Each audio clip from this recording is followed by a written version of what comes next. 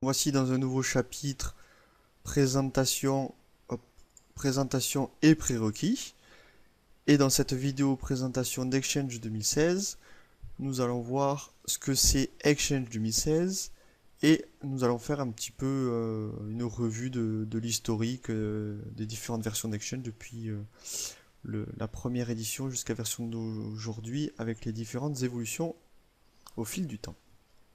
Allez, donc, qu'est-ce que c'est Exchange? Exchange, c'est un produit édité par Microsoft qui s'inscrit dans la suite des logiciels de groupe de travail de messagerie électronique. Donc, c'est un outil, un produit professionnel qui vise à faire des échanges de messages électroniques. Donc, ce produit est le produit concurrent à la solution Lotus Domino de IBM et de Postfix sous Linux. Donc Postfix qui est décliné sous différents noms avec du Zimbra ou autre sous Linux, mais qui revient à la même chose.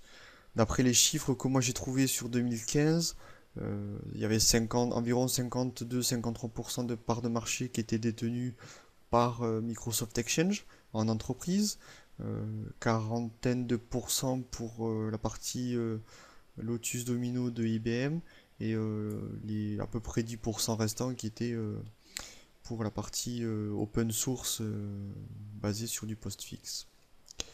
Voilà un petit peu pour les chiffres. Exchange apporte un ensemble de services. Donc là j'ai listé les principaux services auxquels je pensais.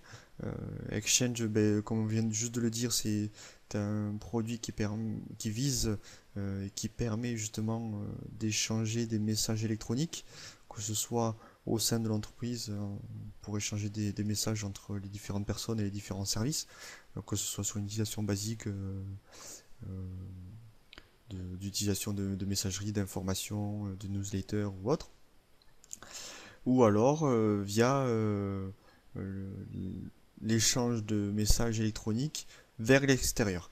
Donc aujourd'hui, moi je ne connais pas de personne qui ne sait pas utiliser, qui n'a pas d'adresse de messagerie personnelle.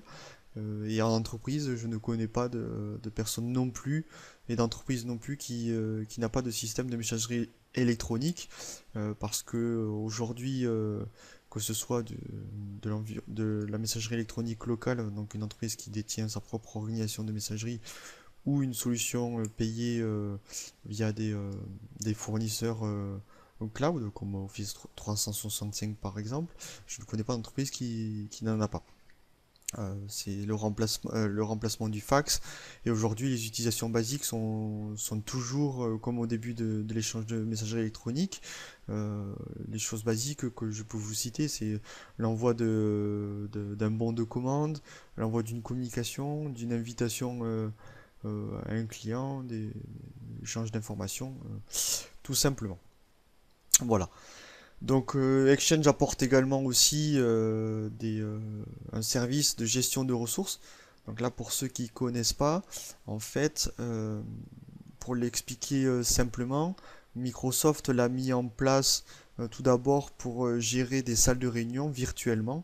En fait, la problématique qu'il y avait autrefois, que Microsoft a détecté chez ses clients, c'est que on a connu tous une salle de réunion où il y avait une fiche Excel qui existait avec un tableau des jours et des heures qu'on venait positionner sur la porte de la salle de réunion et les différentes personnes venaient inscrire les créneaux horaires qu'ils souhaitaient euh, réserver en leur nom pour pouvoir effectuer une réunion. En fait, aujourd'hui, justement, ça nous permet de nous affranchir de cette contrainte de papier euh, pour la salle de réunion, mais également nous affranchir de cette contrainte physique, par exemple pour des commerciaux ou des personnes qui ne sont pas là constamment au bureau, de pouvoir réserver cette salle de réunion à distance. Donc en fait, vous allez faire correspondre virtuellement dans Exchange euh, une ressource qui s'appelle une salle de réunion par exemple. Donc en fait vous allez créer votre ressource virtuellement qui va principalement, moi j'ai vu en clientèle, ça comportait le même nom que la salle physique. Donc on va s'appeler salle de réunion ou salle de conférence principale par exemple. vous allez la créer dans Exchange et vous allez lui attribuer un certain comportement. Par exemple, quelqu'un qui est le propriétaire de cette salle et qui gère justement, soit Exchange gère automatiquement les demandes de réunion pour accepter différentes personnes à pouvoir réserver des réunions, cette salle de réunion pour faire des réunions, ou justement une personne qui va être le délégué de cette salle de réunion, le propriétaire, et qui lui va choisir telle personne est autorisée et telle personne n'est pas autorisée à effectuer des réunions dans cette salle de réunion. Donc en fait le fonctionnement, vous allez mettre à disposition dans votre environnement Exchange des boîtes aux lettres à vos utilisateurs. L'administrateur va configurer les salles de réunion donc en tant que gestion de ressources dans Exchange et vous allez avoir vos utilisateurs qui vont accéder au planning via l'agenda au planning des salles de réunion. Et s'il y a une seule de salle de réunion qu'il a choisi, hop, il va voir ses disponibilités, il va pouvoir choisir un créneau, comme j'ai dit précédemment, qui sera accepté ou pas accepté, qui va pouvoir choisir un créneau sur lequel il va réserver la salle. Il va pouvoir y ajouter des personnes dedans, et il va pouvoir également mettre des informations complémentaires sur cette réunion, qui également sera rappelée lorsque la réunion arrivera à échéance. Donc 15, je crois de base sur Outlook c'est 15 minutes avant la réunion. Hop, vous avez un message comme quoi la réunion va avoir lieu à tel endroit, que la personne présentatrice de la réunion c'est un tel et pouvoir gérer comme ça. Et également, si vous avez plusieurs salles de réunion, l'utilisateur peut mettre dans son agenda les salles de réunion, les différentes salles de réunion. Il choisit un créneau et en fait, Exchange va pouvoir lui présenter une salle de réunion qui est disponible pour le créneau horaire qu'il a choisi. Tout simplement. Donc vous affranchir du papier pour pouvoir gérer vos salles de réunion, donc la contrainte de réservation et également la contrainte physique de venir réserver cette salle de réunion. Vous pouvez également, gestion de ressources, vous pouvez avoir une infinité de possibilités, que ce soit des salles de formation, que ce soit, par exemple, si vous avez du matériel qui est à disposition pour des techniciens, mais comme je sais pas moi, un testeur de câble, je dis ça au hasard, vous avez un seul testeur de câble et vous mettez ce testeur de câble en tant que ressource dans Exchange et les différents techniciens pourront réserver en fonction de leurs besoins le testeur. Et s'ils ont besoin du testeur qui vont aller au bureau, je sais pas moi, dans l'après-midi, ils verront que le testeur en fait il est déjà utilisé par un autre collègue et ils pourront éventuellement contacter ce collègue pour pouvoir le récupérer si vraiment ils en ont besoin en urgence. Ça peut être des vidéoprojecteurs ou différentes autres ressources. Exchange intègre également la gestion de la sécurité des informations des messages électroniques. En fait, pour ceux qui ne connaissent pas, on verra dans la partie gestion de la conformité Exchange et la gestion de la sécurité qu'en fait vous pouvez l'administrateur peut configurer différents éléments de sécurité que Exchange va scanner dans les mails ou différents comportements. Et en fait, sur ces éléments qui sont compris par exemple dans les messages comme basiquement un numéro de carte bleue, c'est celui qui est présenté par défaut dans les documentations de Exchange, lorsqu'un utilisateur va mettre un numéro de carte bleue, en fait vous allez configurer Exchange pour que Exchange le détecte tout simplement et puisse effectuer une action. Donc l'action basique c'est que vous allez configurer un avertissement à l'utilisateur. L'utilisateur sera informé avant qu'il envoie le mail que il comporte son mail comporte un numéro de carte bleue et que c'est pas légitime et qu'il risque de perdre cette donnée lorsqu'il aura envoyé le message et qui sera transmis au destinataire. Ou éventuellement faire un autre comportement sur ce numéro de carte bleue. Par exemple, vous mettez une configuration qui va dire le numéro de carte bleue, enfin un numéro de carte bleue présent dans un mail, hop, le mail est supprimé, tout simplement. Voilà, donc ça c'est pour la gestion de la partie sécurité des informations de messagerie électronique. Donc ça nous reverrons dans la partie de la formation qui sera adaptée à ce sujet. Exchange s'intègre lui également dans la partie collaborative, de la suite collaborative des produits Microsoft. donc dans la partie SharePoint, où nous avons sur ce SharePoint, c'est la partie collaborative, échange de documents principalement, où vous allez mettre des documents avec des ressources et partager des droits sur différentes ressources.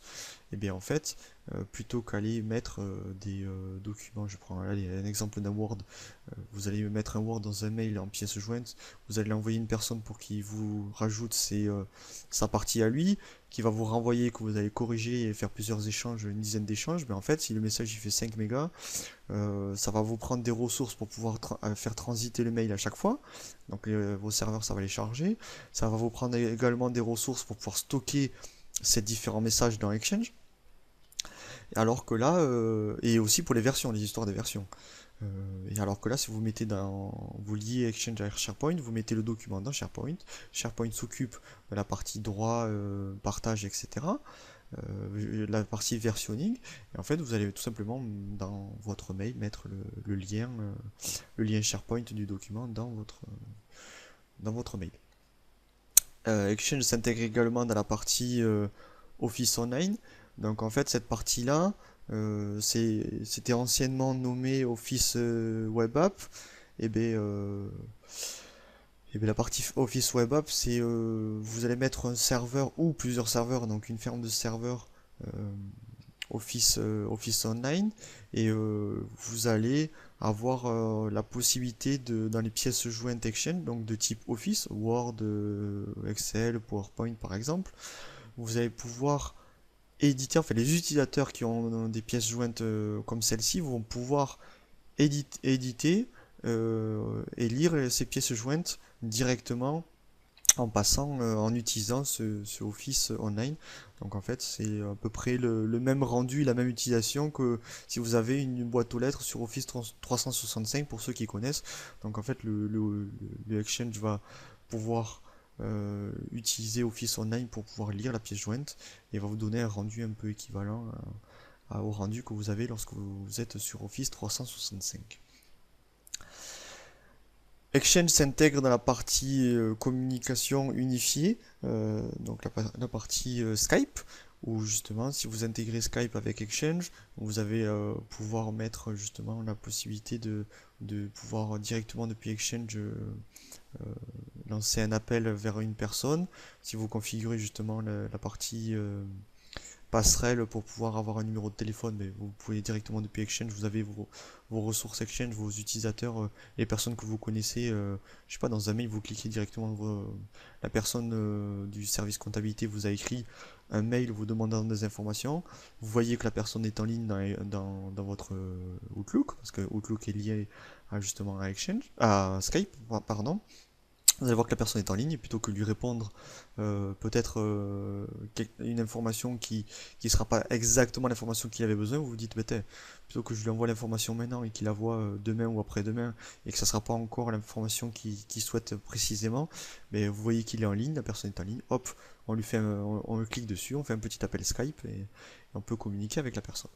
Bon, ça c'est l'utilisation basique, il y a beaucoup plus d'évolution, de possibilités encore possible, mais là c'est l'utilisation basique qui me venait à l'esprit. Cet élément, dans la partie qu'est-ce que c'est Exchange, en fait j'ai mis cet élément parce que je vous le répéterai plusieurs fois. Ça c'est un élément très important. Exchange vient se baser sur la partie annuaire Microsoft, la partie annuaire Active Directory, parce que lorsque vous allez avoir une boîte aux lettres d'un utilisateur sur Exchange, en fait cette boîte aux lettres derrière elle va avoir des éléments qui seront stockés dans l'annuaire. Donc par exemple, vous allez mettre une boîte aux lettres pour un utilisateur, mais même si directement vous ne créez pas dans l'annuaire l'utilisateur et que vous voulez lui greffer une boîte aux lettres, mais si vous créez directement dans Exchange une boîte aux lettres, mais derrière il y aura quand même un compte d'annuaire Active Directory. Pareil pour la partie configuration, vous faites une configuration sur un de vos serveurs Exchange, mais cette configuration sera appliquée et stocké dans la partie annuaire Active Directory. Cet annuaire Active Directory est directement lié au service DNS, comme vous le savez. Donc là, sur la partie DNS, Ça sert principalement au routage de messages, par exemple depuis l'extérieur, lorsque on veut trouver un serveur qui fait du mail, donc pour pouvoir délivrer le message, bien, on va utiliser la partie DNS. Pour le client Outlook, lorsqu'ils voudront se connecter au serveur Exchange, pareil, ils utiliseront la partie DNS. Donc là, on en reviendra dans les différentes parties qui parleront de ces sujets-là. Mais cet élément est très important pour ceux qui veulent avoir des connaissances poussées sur Exchange. Il faudra effectivement avoir des connaissances sur la partie annuaire. Alors, un petit historique sur Exchange. Exchange est apparu en 1996 dans sa version 4.0. Et vous avez vu entre 96 et 97 trois versions successives d'Exchange. Et la version la plus stable fut la version 5.5 d'Exchange. Avec le système de licence que nous reverrons plus tard dans ces vidéos, dans cette formation. Donc en fait, il y a deux types de licences, tout comme aujourd'hui, vous pouvez le voir sur Exchange 2016, la partie standard et la partie entreprise. Donc là, j'expliquerai plus tard ce que c'est. Là, nous avons une évolution qui apparaît sur Exchange 2003 et Exchange 2000 avec un seul rôle Exchange. Donc en fait, on parle de rôle Exchange, je vais le présenter un petit peu maintenant. C'est en fait la répartition des services Exchange. Exchange va pouvoir un serveur Exchange qui a un seul rôle sur 2000 ou 2003 va gérer autant les connexions des clients, que ce soit les téléphones, les Outlook ou autres, que les le différent routage de messages et également les différentes gestions de boîtes aux lettres et bases de données. Donc en fait, il y a un seul rôle qui fait tout ça. Alors que lorsqu'on va arriver sur Exchange 2007, ben en fait, Exchange 2007, c'est totalement l'inverse. Microsoft a dispatché les rôles pour pouvoir justement éventuellement cloisonner ces éléments-là dans votre environnement. Vous mettez un serveur Exchange 2007 qui a le rôle hub, en fait, vous en mettez plusieurs serveurs, c'est les serveurs qui vont faire le routage de messages. Vous mettez plusieurs serveurs qui ont le rôle boîte aux lettres, ces plusieurs serveurs détiendront les boîtes aux lettres et les bases de données pour stocker les données des utilisateurs. Et après, pour la partie connexion des clients, vous allez mettre un groupe de serveurs qui aura le rôle CAS, Client Access Server, qui gérera uniquement les connexions des clients.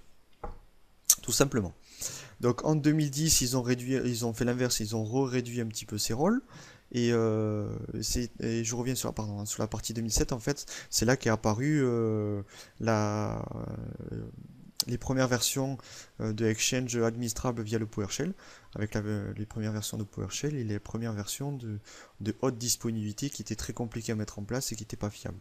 Donc en fait cette haute disponibilité, justement je vais faire le lien sur Exchange 2010, qu'on connaît toujours sous le nom de Database Availability Group, groupe de base de données, de haute disponibilité de base de données, mais en fait ce nom-là est apparu sur Exchange 2010, qui fut quand même une évolution vraiment non négligeable, et le début justement de l'administration d'Exchange en version basique sur l'interface web. Donc en fait, depuis Exchange 2010 vers Exchange 2013, la console d'administration d'Exchange disparue. Donc en Exchange 2013, la console a complètement disparu. Il restait que en console la partie outils qui permettait de faire des suivis de messages et autres.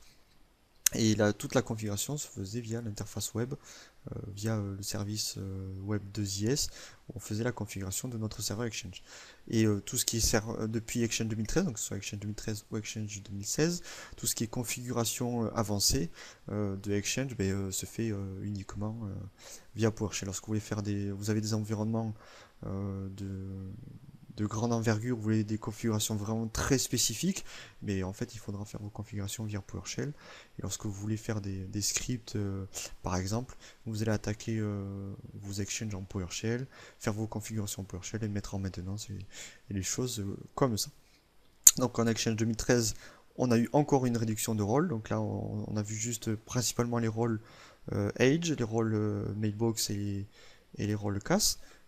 Donc en fait le rôle hub que j'ai présenté sur 2010 était regroupé sur le rôle mailbox et le rôle casse, et sur Exchange 2016 on a un seul rôle, donc on revient un peu comme sur 2000, et bien en fait sur Exchange 2016 vous allez mettre un serveur qui va tout vous faire, ou plusieurs serveurs, ben en fait ils auront la possibilité en fonction de la configuration que vous allez faire sur votre environnement, ben, ils pourront faire les connexions des clients, ils pourront faire la gestion des boîtes aux lettres et des données utilisateurs avec des bases de données, et ils pourront également effectuer le routage de messages, tout simplement. Sur Exchange 2016, on a justement un Microsoft qui, encore plus que sur 2013, qui accentue Exchange 2016 sur la partie cloud, parce que Microsoft a fait évoluer cette partie hybride de Exchange 2016, et justement je fais le lien avec le dernier point que j'ai mis au-dessous, mais en fait, vous connaissez un petit peu la messagerie Outlook.com par exemple. En fait, depuis 2009, derrière c'est de l'Exchange, donc qui s'appelait autrefois en 2009 Exchange Online. Donc en fait, c'était de l'Exchange qui tournait derrière lorsque vous aviez une mailbox Outlook ou une mailbox, une boîte aux lettres, pardon. Excusez-moi, je dis les mots en anglais, c'est l'habitude. Vous avez une boîte aux lettres derrière Outlook.com ou Hotmail. Vous avez une boîte aux lettres qui est derrière une boîte aux lettres Exchange. Et en fait, qui a été remplacée par le nom Office 365 en 2011, et qui aujourd'hui, en fait, c'est tout simplement de l'Exchange 2016 qui tourne sur cet Office 365 qu'on connaît tous. Et voilà. Donc en fait, qu'est-ce qu'on a vu? Dans cette vidéo, on a vu ce que c'est Exchange, et on a vu également un petit peu l'historique d'Exchange. Allez, vidéo suivante, on se retrouve plus tard.